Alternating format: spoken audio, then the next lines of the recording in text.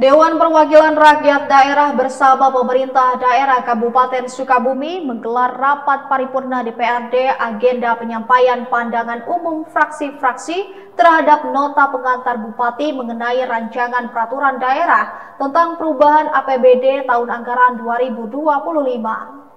Dewan Perwakilan Rakyat Daerah Kabupaten Sukabumi menggelar rapat paripurna dengan agenda penyampaian pandangan umum fraksi-fraksi terhadap nota pengantar Bupati mengenai rancangan peraturan daerah atau Raperda tentang perubahan APBD tahun anggaran 2025 Selasa 5 Agustus 2025. Ketua DPRD Kabupaten Sukabumi Budi Adjar Mutawali menjelaskan, perubahan APBD bukan sekedar urusan teknis, namun merupakan momen penting untuk mengatur ulang skala prioritas secara strategis dan responsif. Dalam paripurna tersebut, seluruh fraksi mulai dari Golkar, Gerindra, PKB, PKS, PDI Perjuangan, Demokrat hingga P3 menyampaikan pandangannya terkait Raperda APBD tahun 2025. Seluruh anggota Dewan menyoroti efektivitas belanja daerah dan layanan publik, tapi juga mengkritisi lambannya serapan anggaran tahun berjalan, serta menuntut transparansi dan akuntabilitas dalam pelaksanaan program strategis.